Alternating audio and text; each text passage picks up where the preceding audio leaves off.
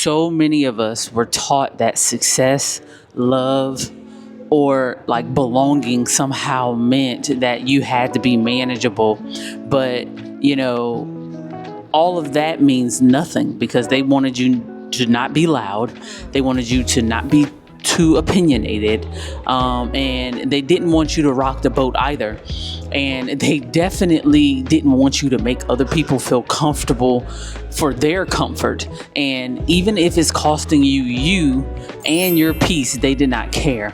If you're new here, my name is Naisha Nicole and welcome back to the channel. If you've been here before and seen my face before, you know that we're already locked in, and this is a channel of honesty where we talk about all things growth, emotional clarity, and emotional intelligence.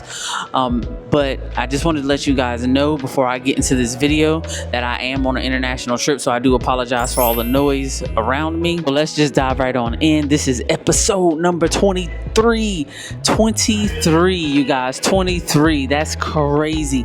I never thought that I'd be doing this many episodes in a row, but we're gonna keep this train going. So let's dive right into this video. So somewhere along the way, we have internalized this idea of being palatable.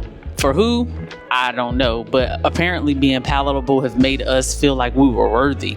So what we've started doing is shrinking our voice, right? And especially in meetings, like we laugh off things that truly hurt, and then we try to like smooth out those edges so we wouldn't be seen as too much. And I've done this for so long. Like I've had so many meetings where I've just like either silenced my voice or I've smoothed out the edges or said things in a way in which it was a little bit more palatable for others, especially in corporate spaces. And this is the stuff that I'm talking about. When you get into these corporate spaces or when you're dealing with your family dynamics or something like that, you think that being easy is something that is like, oh, okay, it's like a badge of honor. But what it truly is a survival tactic. Let's call it what it is. And being agreeable and being helpful and being, accommodating, all those things are just survival tactics. And here's the thing that no one would tell you, but because I'm honest and we're locked in, I'm going to tell you, being manageable might keep the peace, but it kills your power on the inside. And it does. I mean, you end up emotionally exhausted and like constantly self-editing. Have you ever said something like, oh, I need to do this. Oh, I'm sorry. I didn't mean it like that. You try to cover it up or something like that. It's like you're secretly resentful. And then you look at the coworker that's outspoken, that's loud, that's bold, and then you start resenting them. Am I right? Like, is this all kind of like adding up? Because that you're not being the true version of you. And the thing about it is that the true version of you may not be palatable to everyone, and you have to be okay with that. So I'm gonna say this plainly, and y'all don't hurt me, and don't kill the messenger, because I've been there and we're on this journey together, right? You're not here to be shaped into someone else's comfort. I'll say that again for the people that didn't hear me. You are not here to be shaped into someone else's comfort. You're here to live in your fullness, whatever that may look like, and however that may be palatable. That's what you're here to do. Whatever your fire is, whatever your truth is, you're meant to live that way. And freedom, it doesn't come by being accepted. It never has. If you looked at any let's use any powerful woman. If you look at their plight, right? It never came because, you decided, or it never came because they decided that they wasn't going to be, they wasn't going to speak up, right? They all spoke up. They all were bold. They all were beautiful. And some of them wasn't accepted. Real freedom comes from being real, not from being accepted. And the version of you that speaks up, that walks away when something like doesn't feel right. And you know when something doesn't feel right. I mean, because it'll resonate like right in your gut. Like, you know that something doesn't feel right. And that doesn't need to be explained or, performed or shrinked into this little box that makes other people feel comfortable. It doesn't need to do that, right? That version of you, she is powerful. And yes, I am talking to my women that's over 30, that you're walking into a world where you have to know the real you. You have to know that version of you that's powerful, and the version of you that's waiting for you to stop trying to be so damn manageable. Like, that's not you. When I decided that I was no longer going to be manageable, I started a YouTube channel. And I will say this as many times as I can say this: it does not matter if only I touch one person. At least I know that I am on a plight to try to help others that's been in the corporate world, that's been in my situation and still trying to figure out ways to maneuver or to get out or to have their voice heard. I'm here for it. Because personal story time, because I know I love my personal stories. I can remember a time, where I was constantly being praised for, how easy I was to work with or how easy I was to get along with. And honestly, that wore on me. Like, they acted like it was some sort of badge of honor.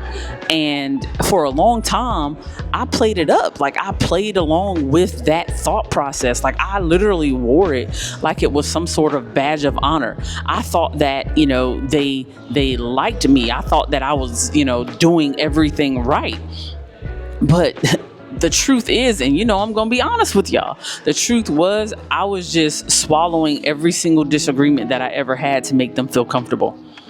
The truth was I was the one staying late, the one picking up slack, the one picking up early, the one picking up a whole bunch of shifts. I was the one that was nodding in every single meeting in agreement.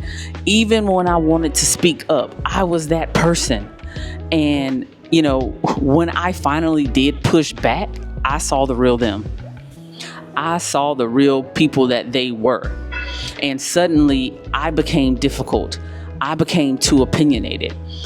I was emotional, even though I like to think of myself of removing the emotion out of decisions that I make, because I do not believe in making decisions off of emotions, because 9 times out of 10, you're going to make the wrong decision. And I was deemed not being a team player. And it hit me like, wow, I was being manageable. Like, it had nothing to do with respect. It was about control. And this is what this whole series is about. It is about removing your control from people who are trying to suppress you, who is trying to keep their foot on you and keep you in this box. I realized that I wasn't being celebrated for who I was. I was being tolerated for who I was pretending to be. And you think you did something. How about 10 years of pretending to be someone else that you're not? 10 years just so that you can get along with everybody. So what did I do, right? Or what can we do in order to stop this, right? You stop performing. You stop being palatable, right? We start honoring our inner truth, because our inner truth wants to get out. I promise you it does. And here's a simple question that you can ask yourself, just to check in with yourself, to make sure that you're not doing anything crazy.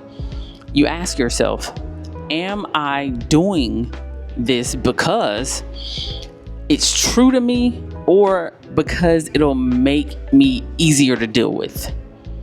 Ask yourself that question. And ask yourself this: what would freedom look like in this moment? What would freedom look like in this moment? Because freedom might look like you saying no without guilt. That might be your freedom. It might not be just leaving your job altogether. You don't have to do what I did, which I decided to leave the situation I was in. But for you, it could just be saying no. For you, it could just be speaking up in that meeting. Like, right? For you, it could just be leaving that relationship, because I get it, sis. I get it. It's hard. It's hard out here. And sometimes we give ourselves to relationships that aren't good for us, right? So freedom may look like to you leaving that relationship that you're in. Or it may look like letting someone be disappointed rather than portraying yourself. Like, it's okay to let people be disappointed. Trust me, they will live, right? and you don't suffer. They'll live and you don't suffer, right? Because this is all about trying to keep us from suffering. It also takes like practice. Like, so this isn't going to change overnight. You know, you have to build that trust back up with yourself. You have to trust who you are. You have to trust that version of you is going to do what's right by you, right? And every time that you choose your truth over tolerance, you take a step forward. And not just a general step forward, you take a step forward to yourself. Because, you know, you weren't born to be molded into something easy. No, I truly believe that God created us in all types of differences, right? And everybody has a specific purpose that they are supposed to serve. Every single person. And some people, you know, may be Peter in, you know, from the Bible verse. Some people may be Peter. Some people may be Job. Some people may be Joseph. Some people may be Cain. But whatever the purpose that you're supposed to serve, you're here to serve that purpose, right? And you're not born to just be molded into this thing, right? You were born to rise in your realness, whoever that may be. But don't keep it suppressed any longer. Bring it to the front.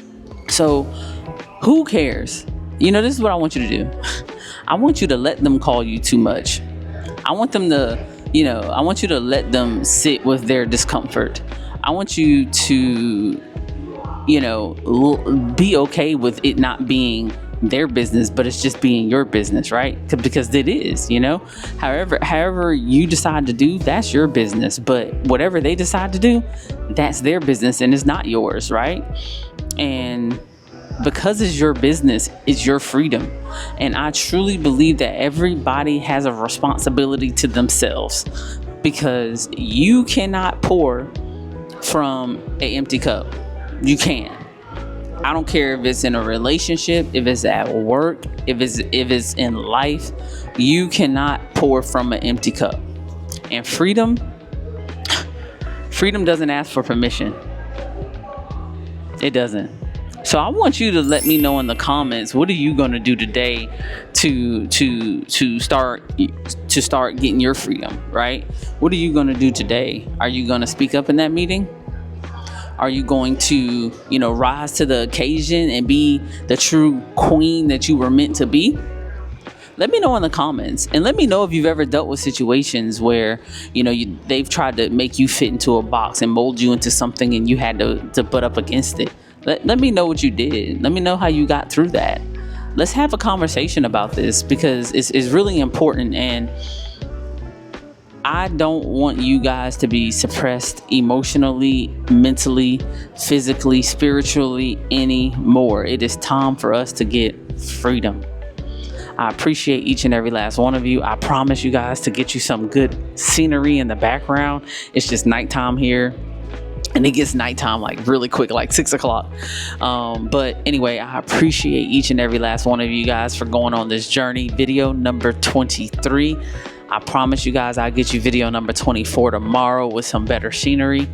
I appreciate each and every last one of you.